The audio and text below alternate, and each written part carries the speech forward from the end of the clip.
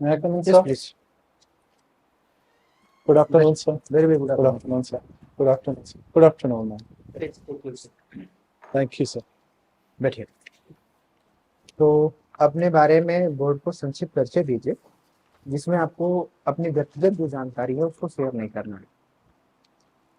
Sir, मेरी प्रारंभिक शिक्षा दरभंगा से हुई है। उसके बाद मैंने एनआईटी अरुणाचल प्रदेश से बायोटेक्नोलॉजी में अपना बीटेक कंप्लीट किया है और वर्तमान समय में मैं सर इन्फोसिस में टेक्नोलॉजी एनालिस्ट के पद पे कार्यरत हूँ। Technology analyst. एनालिस्ट किया, ठीक है, इन्फोसिस में। जी सर। ठीक है, और बताइए। और अभी सर इसके साथ ही साथ मैं बिहार लोक सेवा आयोग की तैयारी भी कर रहा हूँ। इतनी अच्छी जॉब कर रहे हैं तो क्या जरूरत है ये सिविल सर्वेंट बनने की? सर इसके पीछे एक रीज़न है कि मेरी जो प्रारंभिक जो शिक्षा हुई है वो ग्रामीण परिवेश में ही हुई है, जहाँ शुरुआत से ही सामाजिक सेवा के लिए एक रुझान रहता है। लेकिन जब मैं टेक्नोलॉजी आईटी सेक्टर में 3 साल काम करने के बाद अब वर्तमान समय में बिहार में software as a service administration के क्षेत्र में उपयोग बढ़ते जा रहा है, तो मुझे लगता है कि मैं आईटी सेक्टर के नॉलेज का इस्तेमाल करके एडमिनिस्ट्रेशन में कुछ अच्छा कर सकता हूँ। तो ऐसे भी जरूरी है कि सिविल सर्विसेज के थ्रू ही आप आईटी सेक्टर में कंट्रीब्यूशन दे सकते हैं, और बहुत सारी अपॉर्चुनिटी आती हैं। जी सर। बीपीएससी के थ्रू ही आती हैं, जिसमें आप जो है इंजीनियर बन के भी कंट्रीब्यूशन दे सकते हैं। सर बीपीएससी के थ्रू जो और वैकेंसी जाती है उसमें क्राइटेरिया फिक्स होता है। हाँ। कि आपकी ग्रेजुएशन या तो आईटी से होनी चाहिए या फिर कंप्यूटर साइंस से होनी चाहिए, जबकि मेरी ग्रेजुएशन बायोटेक्नोलॉजी से है, तो मैं सिर्फ बिहार लोक सेवा आयोग के लिए ही इस तरीके से एलिजिबल हूँ। अच्छा, ठीक है। बायोटेक्नोलॉजी से आपने किया हुआ है? जी सर। ठीक ना? जी सर। एक सिंपल सा क्वेश्चन है, अभी इस बार हम लोगों ने देखा कि जब वैक्सीन बनाने की बात आई ड्यूरिंग द कोविड, जी सर। हमने बहुत जल्दी वैक्सीन बना दिया। जी सर। और नहीं तो इसके पहले हम देखते थे 20-20 साल, 25-25 साल एक वैक्सीन को डेवलप करने में लग जाता था। जी सर। ऐसा क्या रहा कि हमने इतनी जल्दी जो है वैक्सीन डेवलप कर ली? इसमें टेक्नोलॉजी की क्या भूमिका थी? सर वैक्सीन डेवलपमेंट का जो काम होता है वह जैसे कि भारत में भारत बायोटेक और जैसी कंपनियों ने वैक्सीन का निर्माण किया था, इसके लिए हमें जेनेटिक जो अध्ययन की आवश्यकता है, हम स्ट्रेन को अध्ययन करते हैं, उसके हिसाब से ही एंटीबॉडी डेवलप करते हैं।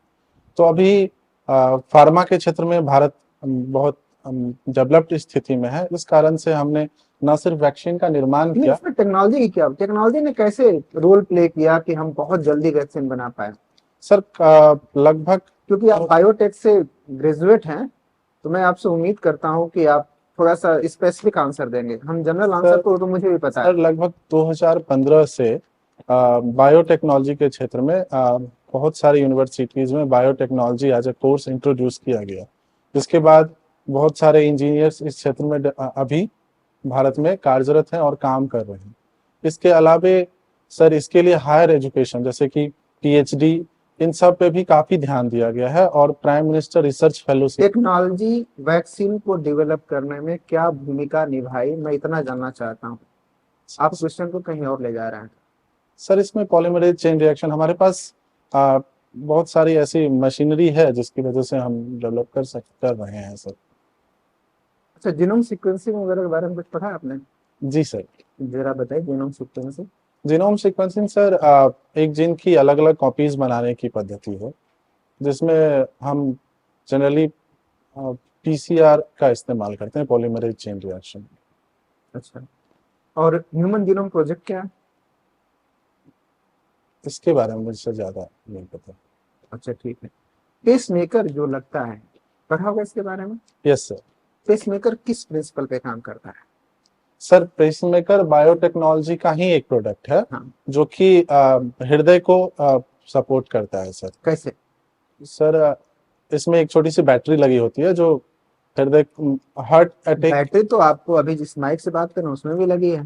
जी सर, ये हार्ट अटैक के अगेंस्ट में काम करती है जनरली। नहीं, हमने हार्ट अटैक के अगेंस्ट में पेसमेकर की कोई भूमिका मुझे जहां तक जानकारी है कि बहुत कम है या नहीं है, या उस कंडीशन में होती है हार्ट अटैक के बाद जब हार्ट जो है वो बहुत ऑर्गेनाइज वे में काम करना बंद कर देता है। जब हृदय ठीक से फंक्शन नहीं करता तो हाँ। पेसमेकर की तो आवश्यकता। वो तो बिना हार्ट अटैक के भी हो सकता है, हार्ट ठीक से फंक्शन जी नहीं सर, कर रहा जी हो। सर। हाँ, तो और कुछ बताइए स्पेसिफिक में कुछ। सर ये थोड़ी सी इलेक्ट्रिसिटी जनरेट करती है इसके, सॉरी सर इसका मैकेनिज्म मुझे सही से, मैकेनिज्म में जानना चाह रहा हूँ। ये अगर आप अनुमति देंगे तो सर मैं थोड़ा गेस करना चाहूंगा, हाँ मैंने ठीक बहुत है। पहले पढ़ा है इसलिए मैं थोड़ा भूल गया। सर इसमें मुख्य कार्य यह है कि ये हृदय को कार्य करने के लिए थोड़ी इलेक्ट्रिसिटी की आवश्यकता होती है, हम्म, तो पेस मेकर के द्वारा वो इलेक्ट्रिसिटी प्रोवाइड कराई जाती है जिससे कि हृदय सही से फंक्शन कर सके। जनरली जब लोग वृद्धावस्था में होते हैं तो उनकी हृदय की यंग फंक्शन, एज में भी पेसमेकर लगते हैं। हाँ सर, लगते हैं। ठीक है, मैथिली भाषा पर थोड़ी बहुत बात कर सकते हैं हम लोग। हाँ सर, क्यों नहीं। ठीक है, तो ललका पाग पढ़ा है आपने? जी सर। तीरू जो नायिका उसकी, जी सर। उस नायिका और वर्तमान समय में जो महिलाएं हैं हमारे समाज में, विशेषकर ग्रामीण परिवेश में, उनमें क्या समानता और क्या अंतर देखते हैं? सर तीरू की जो पहली एक खास बात थी कि वह पढ़ी लिखी नहीं थी, खास बात तो नहीं कह सकते, या एक दुर्बल पक्ष है कि वो कम पढ़ी लिखी नहीं थी, लेकिन उसमें संस्कार, सामाजिक सौहार्द की भावना बहुत थी, जिससे वो अपने ससुर जी का और सासू माँ की बहुत इज्जत करती है। साथ ही साथ वो पति को भी देवता के समान समझती है, लेकिन उनके जो पति होते हैं वो उनको उतनी इज्जत नहीं देते क्योंकि वो कम पढ़ी लिखी है। तो आज के महिलाओं में यह तो थोड़ा सुधार देखने को मिला है क्योंकि शिक्षा के क्षेत्र में महिलाओं का विकास हो रहा है। तो उस समय की तीरू और आज की महिला में अंतर यह है कि महिला आज थोड़ी सशक्त हो रही है। राधा कांत का जो उसमें व्यवहार है, जी सर। जो नायक है, उसका व्यवहार किस रूप में देखते हैं? उसका जो व्यवहार था अपनी पत्नी के प्रति, आज भी कुछ वैसा ही चल रहा है क्या? नहीं सर, मैंने ऐसा तो नहीं देखा। क्या देखा राधा कांत का, क्या उसमें पात्र, क्या भूमिका है? राधा कांत सर दूसरी शादी करने जाता है क्योंकि हाँ, उसे लगता है कि पढ़ी उसकी लिखी थी, पहली दूसरी पत्नी शादी पढ़ी करनी लिखी नहीं है। है। तो लेकिन जब वो पाग निकाल के देती दिखाती है उसे कि मैं ये पाग आप पहन, हाँ ये पाग पहन लिया, तो राधा कांत को लगता है कि मैं क्या करने जा रहा था, जब मुझे इतनी पतिव्रता स्त्री मिली है, इसके बावजूद अगर मैं दूसरी लड़की से शादी करने जा रहा था तो ये निहायत एक पाप होता। तो आज के पुरुष में सर ऐसी भावना को नहीं के बराबर देखने को मिलती है। वो भी इतने अत्याचारी नहीं होते जो कि अगर लड़की कम पढ़ी लिखी है तो उसे छोड़ देंगे, क्योंकि सरकार भी इसके मामले में महिलाओं को बहुत ज्यादा सपोर्ट कर रही है। ये क्वेश्चन, लास्ट क्वेश्चन मेरा मैथिली से ही है। जी सर। मैथिली भाषा के मानकीकरण में क्या समस्याएं आ रही हैं? सर इसके लिए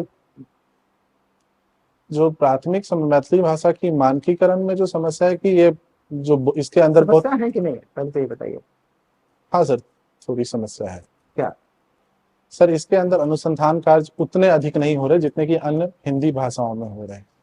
ठीक है। इसके अतिरिक्त जो दूसरी समस्या हम कह सकते हैं कि मिथिला जो एक छोटा सा क्षेत्र है उसमें ही बहुत सारी उपभाषाएं भी बटी हुई है, तो यह भी एक विविधता ला रहा है मैथिली भाषा में, जो कि, और तीसरी बात जो अभी किसी स्पेसिफिक कोर्स में जैसे कि 10वीं कक्षा के अलावा किसी भी अदर कोर्स में इसको कंपलसरी इंट्रोड्यूस नहीं किया गया, तो यह लोगों की इच्छा शक्ति पर निर्भर करता है कि वह पढ़े चाहे ना पढ़े।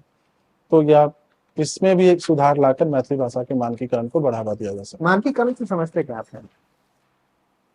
सर मानकीकरण का अर्थ यह होता है कि भाषा की एक स्पेसिफिक पद्धति होनी चाहिए जिसमें कि उसका प्योर फॉर्म होना चाहिए, मतलब जिसमें कि सरकारी कार्यों में भी उसका इस्तेमाल किया जा सके, उसमें डाइवर्सिटी ज्यादा नहीं होनी चाहिए। ठीक है, please. Govind, yes sir. Maithili में आप अपना परिचय दीजिए। सर नाम के सहित या फिर बिना नाम के भी? सर हमर प्रारंभिक शिक्षा दरभंगा से भेल अछि। ओही के बाद हम ग्रेजुएशन करबाक लेल अरुणाचल प्रदेश चल गेलहुँ। तत्पश्चात अखन हम इन्फोसिस में टेक्नोलॉजी एनालिस्ट के रूप में कार्यरत छी। अहाँ कार्यरत छी इन्फोसिस में? जी सर। सौराठ मेला आपके यहाँ लगता है मिथिलांचल में। जी सर। ये बताइए कि सौराठ मेले के वर्तमान के सामाजिक संदर्भ में कितना महत्व है? सर सौराठ मेला एक वैवाहिक मेला है, जहाँ पे वर वधु पक्ष मिलकर विवाह का निर्णय लेते हैं। मधुबनी में लगती है।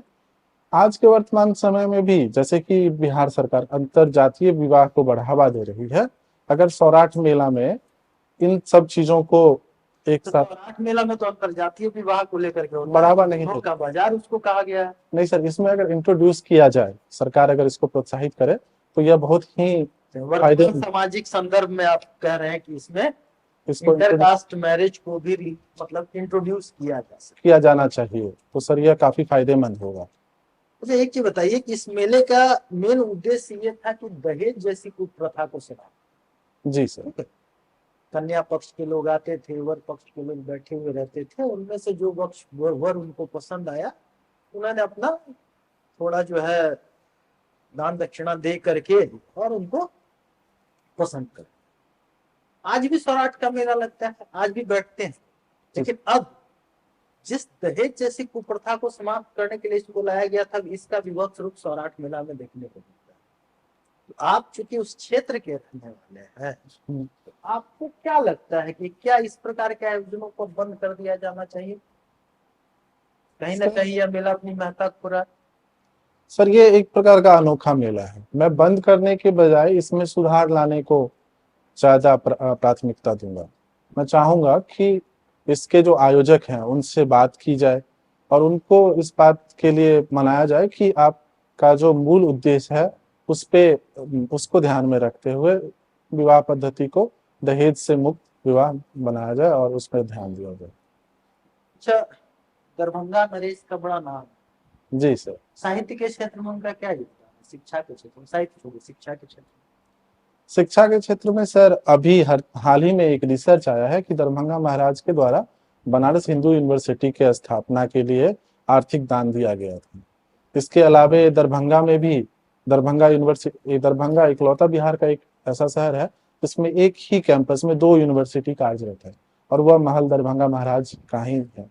तो उन्होंने इस प्रकार से काफी कौन कौन से 2 यूनिवर्सिटी कार्यरत हैं? ललित नारायण मिथिला यूनिवर्सिटी और सर संस्कृत महाविद्यालय। अच्छा, ये बताइए कि अभी एम्स का दरभंगा में किया जा रहा है, उसका मतलब निर्माण। जी सर। तो जो मिथिलांचल का क्षेत्र है, जी सर। एम्स जैसे संस्थान को मिथिलांचल में ही सरकार क्यों बना रही? सर इसके पीछे 2 कारण हैं। एक तो प्राथमिक कारण यह है कि पटना के अतिरिक्त दरभंगा मेडिकल क्षेत्र में बिहार का एक हब है जहां नेपाल से भी मरीज अपने इलाज के लिए आते हैं। और दूसरा कारण सर इसका यह है कि उत्तर बिहार की जो एरिया है उसको कवर करने के लिए दरभंगा सेंटर में है, वहां अभी हाल ही में एयरपोर्ट की भी स्थापना हुई है, तो परिवहन का भी साधन आसान है, जिस कारण से दरभंगा एम्स हम अपने नागरिकों को हेल्थ सर्विस दे नहीं पा रहे हैं। नेपाल के नागरिकों को देंगे। नेपाल के नागरिकों को हम हेल्थ सर्विस देंगे, वो भी दरभंगा का अनाउंसमेंट कब हुआ था हॉस्पिटल का, एम्स का? सर 2020 हॉस्पिटल का अनाउंसमेंट कब वहाँ खुलेगा? वो मुझे सर एग्जैक्टली याद नहीं है, सॉरी सर। 20 में मुझे लग रहा है कि तो स्थापना के लिए मतलब फाउंडेशन स्टोन रखा गया, कंप्लीट कब होगा ऑपरेशन? आज तक तो हम ऑपरेशन उसका कर नहीं पाए थे। नहीं सर, अभी तो उसकी जमीन भी आवंटित वाली समस्या अभी बनी ही हुई है। तो ऐसा घोषणा और ऐसा हॉस्पिटल बनाने का क्या फायदा? और सपना दिखा रहे हैं कि नेपाल के लोग आकर के इलाज करा लें, बिहार के लोगों को इलाज नहीं मिल पा रहा है। मैं एक वीडियो देख रहा था, मैं आपको बात बता रहा हूँ। जी सर। वो शायद वही का है कि नहीं, मैं नहीं पता है। उसने पूछा कि आप करते क्या हैं, एक तो उसने बोला कि मैं डॉक्टर हूँ। जी सर। तो बोला कि आप एमबीबीएस किए हैं? बोला नहीं, मैं प्रैक्टिशनर हूँ। कैसे प्रैक्टिशनर बन गया? मैं डॉक्टर के यहाँ 2-4 महीना रहा था, फिर मैं सीख गया। बोला तो आप तो किसी की जान ले लेंगे। उसने कहा एमबीबीएस डॉक्टर भी जान ले सकता है, लेकिन 5 दवाएं मेरे पास हैं तो किसी की जान नहीं जाएगी। बेटनीसोल पता नहीं क्या क्या अपना बताया था। तो ऐसी जब बिहार में हेल्थ सर्विसेज हैं जहां पर अंगूठा छाप लोग इलाज कर रहे हैं और इतना मेडिकल डेवलपमेंट में इतना स्लो प्रोसेस है, तो इसका एम्स का महत्व खत्म हो जाता है मुझे लगता है। सर महत्वहीन तो नहीं कह सकते, वो नहीं, इस जिसकी जमीन का अलॉटमेंट अभी तक पूरी तरह उसको एक्वायर नहीं कर पाए हम, उसकी सारी जो ब्रांचेज हैं उसको भी डेवलप नहीं कर पाए हम, तो ऑब्वियसली भाई एक मेडिकल में कहावत है, एवरी सेकंड काउंट। जी सर। हर क्षण आदमी, एक क्षण भी उसको समय पहले ट्रीटमेंट मिल जाए तो उसकी जान बचाई जा सकती है। जी सर। और आप 5-5 साल से उसको लटका रहे हैं, 10-10 साल से, तो आपको नहीं लगता कि आप हेल्थ को लेकर के सरकार, चाहे वो केंद्र सरकार और राज्य सरकार हो, वो सीरियस नहीं है? सर दरभंगा में हेल्थ सेक्टर में भी एक और अस्पताल है, डीएमसीएच कार्यरत है, तो उसके तो माध्यम फिर खोलना नहीं चाहिए था अगर ऐसा उस, कार्यरत है उसके तो। माध्यम से लोगों को सुविधाएं तो दी जा रही है, लेकिन उसी सुविधा के विस्तार के रूप में और भी अच्छी चिकित्सा सुविधा लोगों को उपलब्ध हो ठीक है, सके, प्लीज। इसके लिए एम्स का सर निर्माण किया जा रहा है।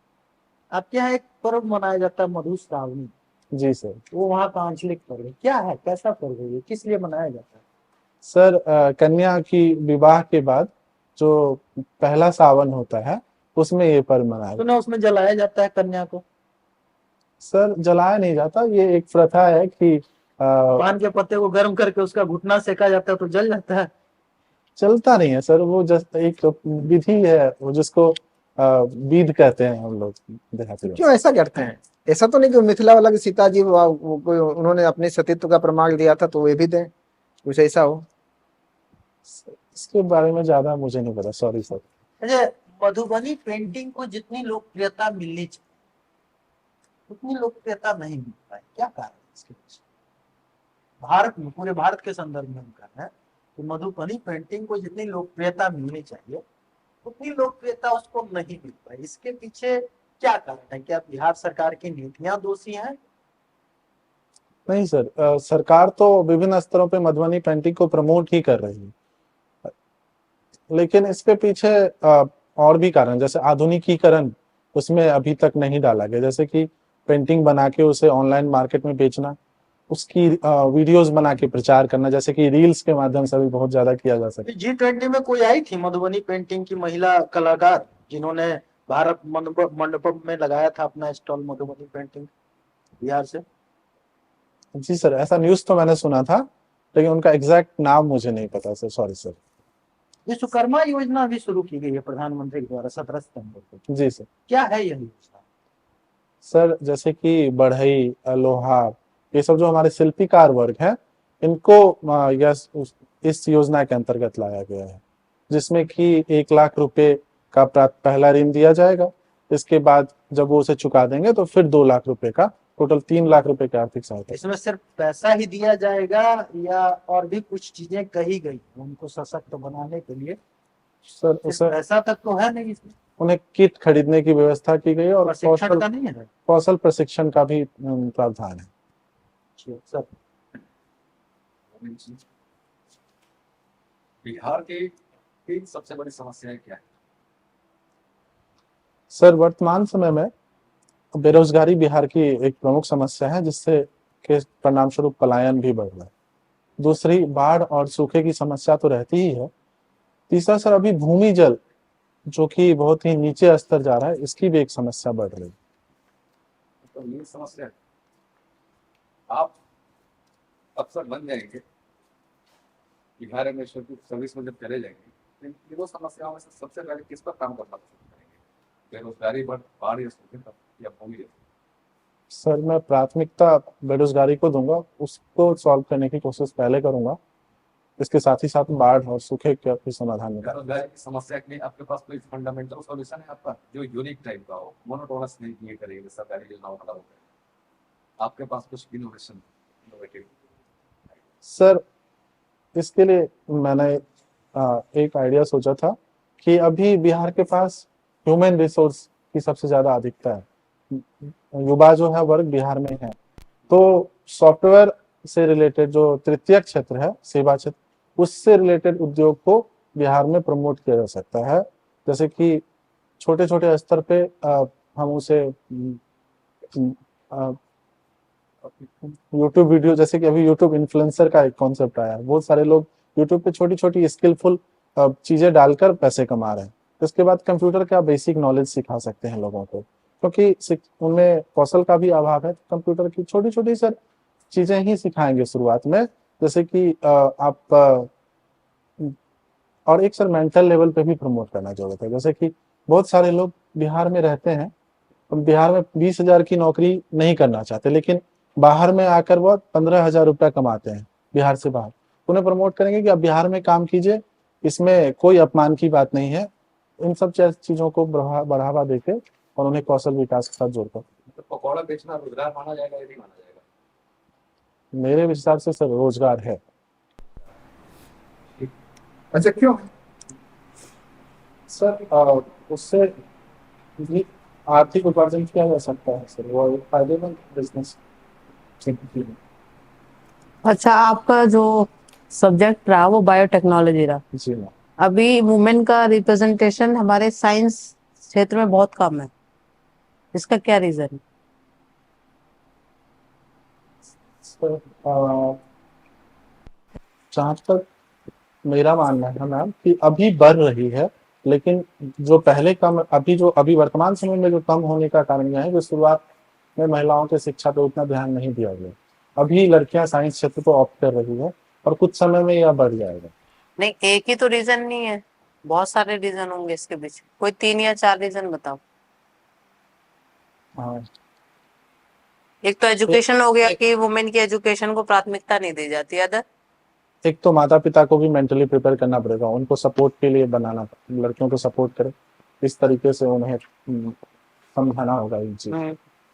तीसरा सर सरकारी योजनाओं के माध्यम से उन्हें पूर्ण लाभ, जो अभी हो भी रहा है, उन्हें पूरी लाभ पहुंचाने की कोशिश करी जाएगी।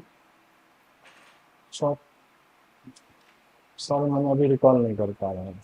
जैसे फाइनेंस की भी प्रॉब्लम्स होती है, सरकारी योजनाओं के माध्यम से किया जा सकता नहीं किया तो जा सकता है, मैं इशू बता रही हूँ। जैसे फाइनेंस की प्रॉब्लम हो गई, पैसा कहाँ पे बेटा पे लगाए, बेटी पे लगाए, ये भी तो एक कहीं ना कहीं बिहार में एक रीजन हो सकता है। गरीबी है, पॉवर्टी है वहाँ बहुत ज्यादा। ठीक है, ठीक है, मान लो अगर साइंस में वुमेन की रिप्रेजेंटेशन बढ़ानी है तो ऐसा क्या किया जा सकता है कि हम आने वाले 5 से 6 सालों में उनको 33% तक तो पहुंचा ही दे कम से कम। अभी तो बहुत कम है, अप्रोक्स 10% से भी कम है। है। इसके लिए पहला जो काम करना होगा कि शिक्षण संस्थानों में वुमेन का जो रिजर्वेशन है, जैसे सरकार ने किया है, उसे बहुत ही अच्छे से लागू करवाना पड़ेगा। अगर किसी संस्थान में सीट खाली रह जाती है, तो प्रमोट करना पड़ेगा वहाँ पे लड़कियों को कि आप एडमिशन लो, सरकार आपको सहायता देगी, आर्थिक सहायता देगी। इस तरीके से करके हम कोशिश करेंगे। और इसके अलावा जैसे बिहार सरकार अभी पुलिस सुरक्षा बल है, इन सब चीजों में महिलाओं का रिप्रेजेंटेशन बढ़ा रही है, तो महिलाओं जो है सेल्फ इकोनॉमिकली इंडिपेंडेंट हो रहे हैं, तो वो कोशिश करेंगे कि वो आगे की पढ़ाई करें और विज्ञान के क्षेत्र में। मान लो एक रीजन हो गया रिजर्वेशन, एक सॉल्यूशन रिजर्वेशन हो गया कि रिजर्वेशन दे दे। अगर मम्मी उनके माँ बाप ही नहीं भेजे कि हमें साइंस में भेजना ही नहीं है, मतलब लाइफ सेफ नहीं होती, कहीं ना कहीं टाइम का एक मैनेजमेंट इशू होता है, कुछ और कर ले, टीचर बन जाए, ज्यादातर फैमिली का तो यही प्रायोरिटी रहती है, तो उनको कैसे कम करेंगे? उनके लिए भी तो कुछ ना कुछ चलाना पड़ेगा। मान लो रिजर्वेशन दे दिया, जब फैमिली से ही वो महिलाएं वहां तक नहीं आएंगी तो रिजर्वेशन का क्या मतलब है? उसको ओवरकम करने के लिए हम एग्जाम्पल्स के रूप में ऐसी महिलाओं को ब्रांड एम्बेसडर के रूप में सामने ला सकते हैं, जिसने कि साइंस के क्षेत्र में बहुत अच्छा काम किया है। उसे आइकॉन बनाएंगे और उसका प्रचार करेंगे, ताकि लड़कियां एग्जाम्पल्स के रूप में उन्हें बता सकें कि नहीं, इन्होंने साइंस के रूप में बहुत अच्छा किया है, तो मैं भी करूंगी। जैसे अच्छे डॉक्टर्स को, अच्छे इंजीनियर्स को, पायलट्स को इसमें ला सकते हैं। ठीक है, ये आपने लिखा है कि आपके माता पिता कृषि में मतलब वर्क हैं दोनों, तो मम्मी भी कृषि में पार्टिसिपेट करती हैं कि सिर्फ हाउस वाइफ है? मेन हाउस मेकर ही है, मतलब कृषि में उनका कोई पार्टिसिपेशन नहीं है, फादर ही करते हैं कृषि? उनका एक रोल यह है कि जो हमारा जो अनाज घर पे आता है, उसके रख रखाव में मम्मी हाथ बटाती है, पापा का। अच्छा, एक वर्ड है कृषि का स्त्रीकरण, सुना है? सॉरी मैम, इसमें ज्यादा नहीं। फेमिनाइजेशन ऑफ एग्रीकल्चर, ये वर्ड सुना है? सॉरी सर, नहीं, इस पे मैंने नहीं सुना। मतलब इसमें यह है कि जैसे बिहार है, उत्तर प्रदेश है, वहां से माइग्रेशन बहुत ज्यादा हो रहा है मेल पर्सन्स का, तो अब घर में रह जाती है महिलाएं, तो जो एग्रीकल्चर है उनका वर्क वही कर रही है। तो कहीं ना कहीं आजकल देखा जा रहा है कि जो कृषि है उसका स्त्रीकरण हो रहा है, जो काम पहले कृषि का पुरुष करते थे वो स्त्रियां कर रही है, तो वही कृषि का स्त्रीकरण है। ओके। तो आपको लगता है कि जो कृषि का स्त्रीकरण है वो ठीक है? हाँ मैम, मानव संसाधन का जितना अधिक उपयोग किया जाए वो उतना अच्छा है। पर अभी क्लाइमेट चेंज हो रहा है, जी मैम। क्लाइमेट चेंज की वजह से तो कृषि अब प्रॉफिटेबल रही नहीं है, तो फिर वो कैसे ठीक है? मैम, इसी में अगर हम टेक्नोलॉजी और कुछ सुधार लेकर आए तो कृषि प्रॉफिटेबल हो सकता है बिहार में। अब महिलाएं जो खेती कर रही हो तो पढ़ी लिखी नहीं है, फिर उनके लिए उनका क्या मतलब? उन्हें मैम बेसिक कौशल तो दिया ही जा सकता है, पर बेसिक कौशल के लिए ट्रेन किया जा सकता है अगर हम कोशिश करेंगे। हाँ, मतलब स्किल और ट्रेनिंग्स देके उनको हम उस लायक बना सकते हैं। कुछ कुछ सुधार भी लाएंगे कृषि क्षेत्र में तो हम कर सकते हैं। एग्रीकल्चर के क्षेत्र में सरकार क्या रिफॉर्म लेके आई है अभी रिसेंट में 5 सालों में? मैम अभी तो सॉइल कार्ड बनाकर दे रही है मृदा। वो बहुत पुराना हो गया है, सॉइल कार्ड तो बहुत समय से चल रहा है। अभी 5 सालों में क्या ऐसा हुआ है? फसल सहायता योजना, डीजल अनुदान, इन सब की आर्थिक व्यवस्था, इन सब की व्यवस्था की जा रही है किसानों की आय को दुगना करने के लिए।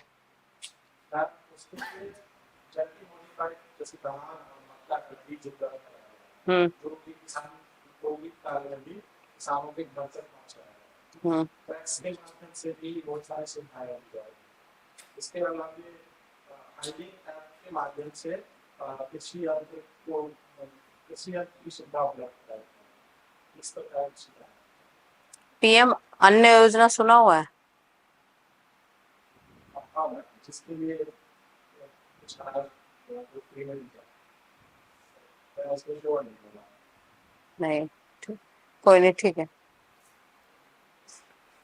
हमें दो क्वेश्चन है आपसे। बायोटेक्नोलॉजी का एग्रीकल्चर में कहाँ की ऐसी जगह बताइए जहाँ पर एकदम एक्यूरेट हो सकता है?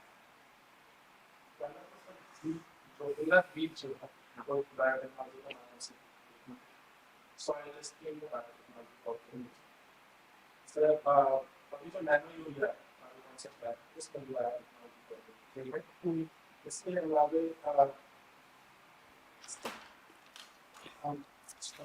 तो